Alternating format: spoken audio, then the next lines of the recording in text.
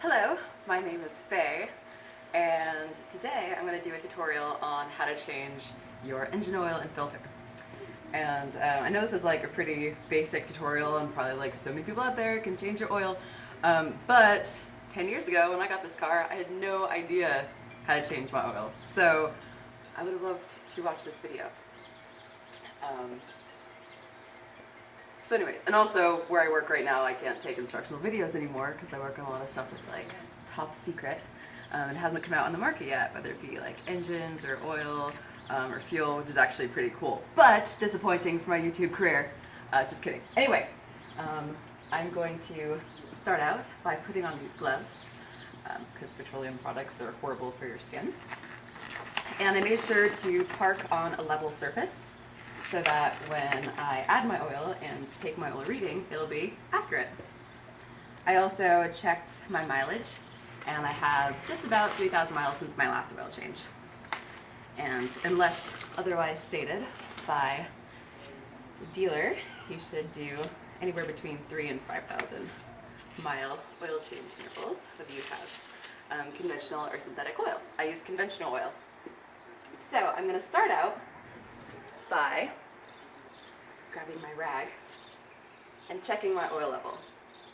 And it's a really good idea to check your oil level before you change your oil because that way you know, like for example, I went 3,000 miles and I know how much oil I'm using in between oil changes, and I haven't topped it off at all because some engines will actually consume quite a bit of oil. In fact, some engine manufacturers will say that, like, for example, 1 quart every 1,000 miles is acceptable. It's kind of crazy. My car holds about 4 quarts of oil, so if I used a quart every 1,000 miles, I'd only have like a quart left in between oil changes. So since you don't want to run low on oil, you can see why this is a really good thing to check. So I start by taking out my dipstick, wiping it off, putting it back in for a second or two, and checking it again. And I'm actually right at the top. I don't know how you can see that the best. So I'm right at the top of my lines, which is pretty good. I actually started out at the top of this line right here. And on most dipsticks, this is not true for all, but on most, in between the top and the bottom line represents a quart. So I know that I've gone down maybe like 1/8 of a quart in 1,000 miles, which is pretty good. If you've got more than that, well then maybe you'll have to top off in between oil changes. So I'm going to put my dipstick back in, but not all the way. I'm going to leave that up in the air because, say, and I've done this before, I start my oil change and then I let my oil drain and I wander off and I do something else. Well, I don't want to like forget and then turn on my car without any oil in it. So this bright red thing here reminds me, yo Faye, there's no oil in there. Or you've started your oil change. The next thing I'm going to do is remove my oil cap and set it somewhere that I won't forget it. If my car had a hood latch, which it doesn't, but most cars do, a great place to put it would be right where the hood latch would sit, because that way you won't be able to close your hood without putting your oil cap on first. And I can't tell you how many times I've seen people like change their oil, forget to put their oil cap on, drive down the road, and meanwhile like oil's just going everywhere. So that's like a bad idea. I'm gonna put mine like off to the side. So in front of me, I have this lovely group of things. I have the engine oil that I've chosen, and I made sure to get enough for my engine. Some engines take a lot more than 4 quarts. You're gonna maybe want to get more than this. You can check, I think if you go to AutoZone, they can like tell you by engine, or you can look it up on the internet how much you need. My filter, which I got from Amazon because AutoZone doesn't carry the type of oil filter I like. I also highly recommend going to your dealership to get your filter because your dealer is already going to make the best quality for the cheapest price for your car anyways. Like, why would you get something else? This one's just phenomenal, made by a German company. And then I've got my drain pan, of course, a small funnel, and a couple of tools. This is a tool to remove my oil filter. And especially if you were not the one to put your oil filter on, like you got your oil change like Jiffy Lube or something, man, I love to put those oil filters on like so tight. Like I don't know, like Superman or something, put it on. It's like really hard to take it off. So one of these tools is really great to have. And then I also have the socket for my drain plug. Another good thing to have is a gasket for your drain plug, which I just realized I have one, but I'll have to either reuse mine or find one somewhere. And then my drain pan. Last but not least, a big piece of cardboard is good. Not only because just in case maybe I'll spill and I don't want to get it on my nice driveway, but also to keep myself clean while I'm underneath my vehicle. So, my dipstick is out, my oil cap is off. This also, like by taking the oil cap off now, it helps like not create a vacuum like inside the engine when you're draining the oil out, so it'll make the oil drain out faster, which, I don't know, if you want to get it done faster, is helpful. So I'm going to put this underneath, and then I'm going to get my drain pan underneath, and I'm going to start by draining my oil.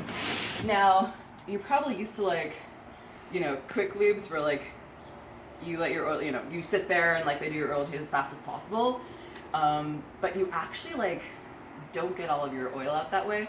So when I let my oil drain, I like to let it drain for like as long as possible, which is why I'll walk away and do something else.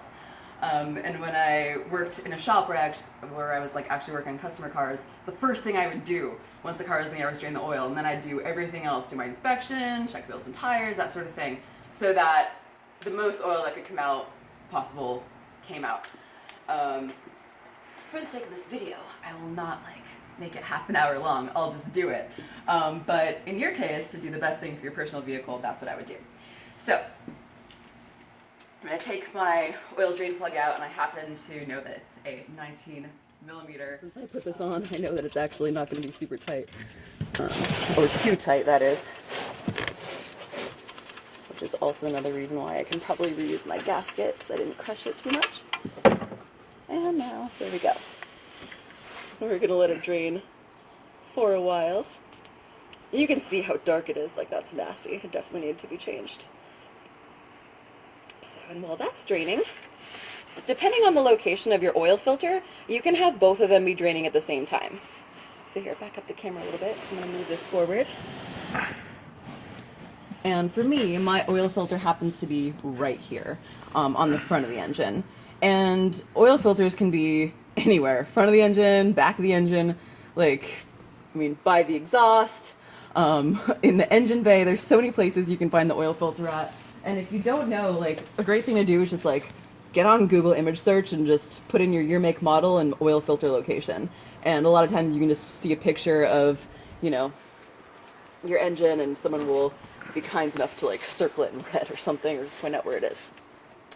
Now, if you put your oil filter on like the instructions in the box tell you to do, which is like hand tight and then a quarter turn, you should not put it on any tighter than that. But like I said before, quick lube places, or you know, anywhere else that has like $10 an hour employees aren't necessarily going to be able to read, let alone know how to, you know, do things properly. But in which case, I'm going to use this tool. This tool is actually like pretty sweet. I got this at Sears, and you know, so you're gonna put your wrench on lefty loosey here, and this claw actually like grabs around the filter, and then as I use my other hand to hold it in place, and then as I ratchet it off, it'll actually just grab it and twist it once I get a good grip on there. And like I said, I put this on so it's not too tight at all. I'm going to move this forward a little bit more, and I'm going to release. Now a bunch of oil is going to come out of here, so I'm just going to loosen it a little bit at first and just like let it drip down into the pan. And now at this point is where I would like chill out and go do something else and just let my oil drain. But for the sake of this video, since I do not know how to edit videos, I'll just keep on going forward with the service. So we'll remove the filter. Don't just throw these filters away, by the way, because it's, you know, really bad to put petroleum products in the trash. See, I'm also collecting my oil. You can bring these things back to where you bought them from and get them disposed of properly.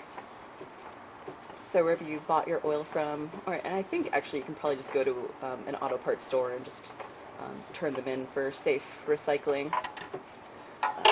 some towns will even have like a pickup day for oil, so you can put your bad oil back in the original container, or a different container if you have it, and put it out by the curb, and your city will pick it up for you. So anyways, awesome. I've got my oil filter draining, and I've got my oil draining. Now I'm going to put my new oil filter on. So, here, check this out. Oil and like lube the O-ring. This is like so important. If you miss this step, it'll just be really hard to take the filter off next time. One thing about these little rubber O-rings is they can actually separate from the oil filter. If you buy a cheap filter, this one is actually in there pretty good, and it will, you know, obviously if you put 2 rubber gaskets on there, just the pressure of the oil going, you know, how fast the oil goes in there and like pressurizes, it'll leak oil everywhere. So I'll always check my old filter and just make sure, yep, the O-ring came off with it, so I don't have to worry about that. Here's my oil drain plug with the gasket. You should replace this every single time. Yeah, I'm gonna replace this just because it's good practice. It's a good thing to do. So I'll grab one of those because I have a stash of them. So now that my oil filter is all lubed up, I'm going to put it back on. Now, see, like, even if you can't read, like, they have these great instructions on the side. Hand tight plus, oh, this one, let's see. Oh yeah, what tools not to use, read your instruction manual, don't throw them away, lube. See, it's got like drawings of like everything that you need to do on there, which is pretty cool. You don't even have to know how to read.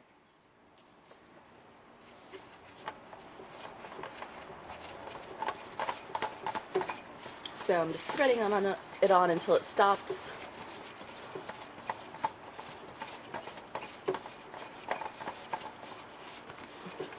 There we go, it stopped. So that's hand tight, and now, quarter turn, put it just a little bit tighter. That is literally all you need. Anything tighter than that is excessive. Fresh gasket. You can see like the old compared to the new. This one's like got an indent. This is also called a crush washer. It's like meant to form to the oil pan and the other side of the drain plug, which has a soft, like, you know, a smooth surface there, and crush into place and form the seal. See how like the oil stream is still going underneath there? I don't know if you can get that on camera or not, but it's still draining. So like, yeah, you can literally drain this for a really long time. But for the sake of the video, I will just put it back in for now. Once again, I'm starting out by making it hand tight, and a lot of times on Volkswagens, thankfully not this one, but a lot of times there'll be the oil pan will be made out of aluminum, which is a really soft metal, but the drain plug will be made out of steel. So what'll happen is, or a harder metal. So what'll happen is, if you over tighten that drain plug, you'll actually strip out the oil pan itself, and you'll have to replace the entire oil pan. So you don't want to over tighten it. A lot of the torque specs on these are actually a lot lower than you'd think. I'm going to move this back a little bit just so I'll be able to reach my socket on there and tighten it. So I'm doing this by hand, and you can see like I don't have a lot of leverage. This is a really small ratchet. So I'm tightening this only just like a very little bit until it really feels like it's stopping. It doesn't take a lot of strength, and it shouldn't take a lot of strength. Yeah, where this dipstick is reading from is from like the bottom of the oil pan, and where I'm putting it in is like the top of the engine. So I'm gonna put the oil in, but then like wait a second before I check the level. Otherwise, you know, you might overfill it. And overfilling is not good. Let's see.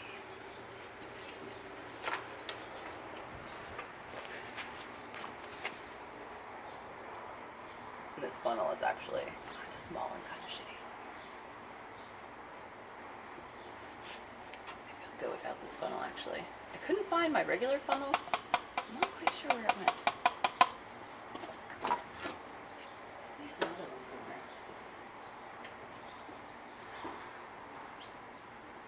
Found my Toyota funnel, but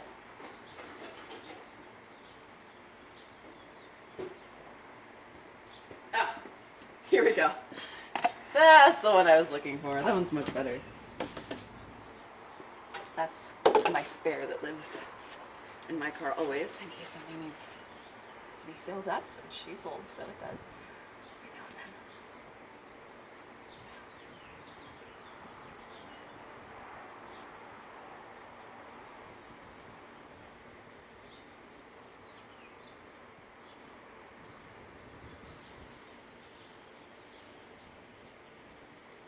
And if you don't know what oil you should use, then you can just consult your owner's manual, or you can call the dealer. Even if it's an old car, be like, hey, call the Toyota dealer, like, you know, I got a 96 Camry, they will tell you. So I'm just going to, I'm just wiping off my dipstick because there's some oil on it right now. And then, yeah, waiting a little bit just for the oil to settle to the bottom so that my reading will be accurate. And still down pretty low, so I'm going to keep on adding.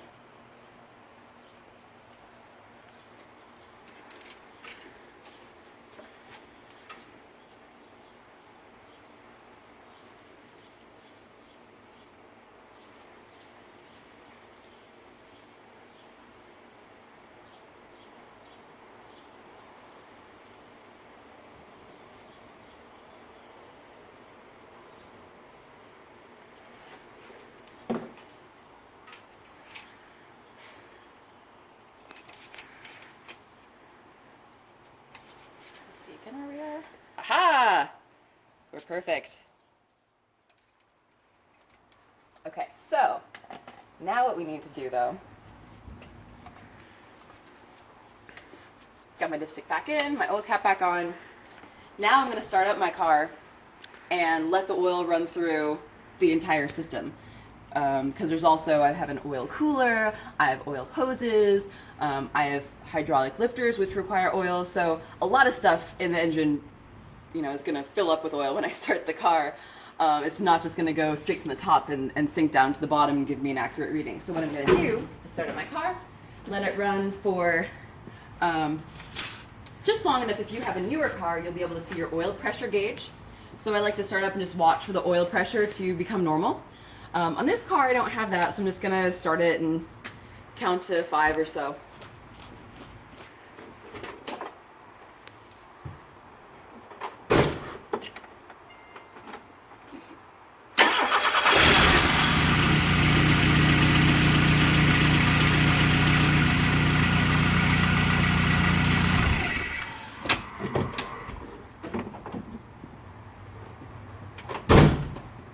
Okay, so now that she's circulated all the oil through her system, we'll have a much more accurate reading.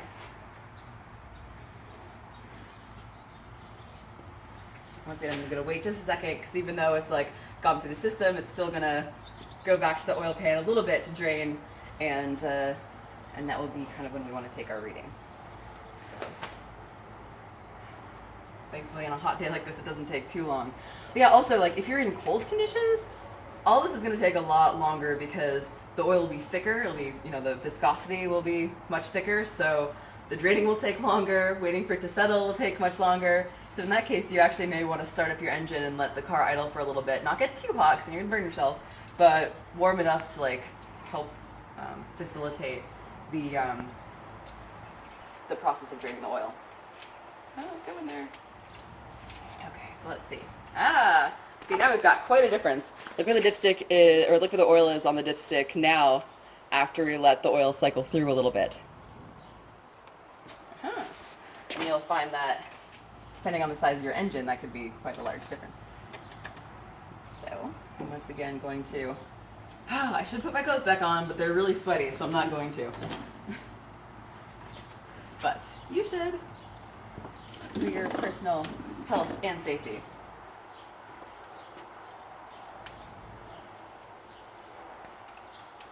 So here I have my backup quart because I've done this a few times, so I know what to expect for her, my car. Put a little bit more in. Wait. Yeah, I mean, you get the idea. But why not? We'll go to the end anyways.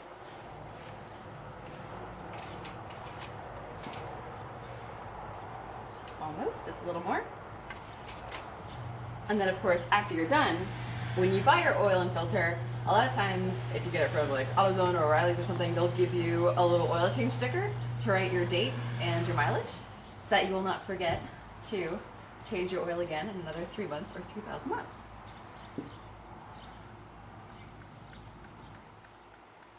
And it looked like I needed about half of a quart when I started out, and we're at about half of a quart, so this will probably be spot on. Let's see.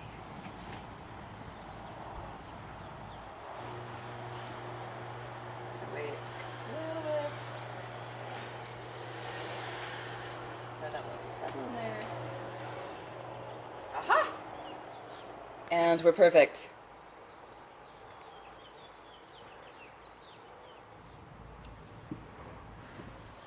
So yeah, there you have it. How to change your oil.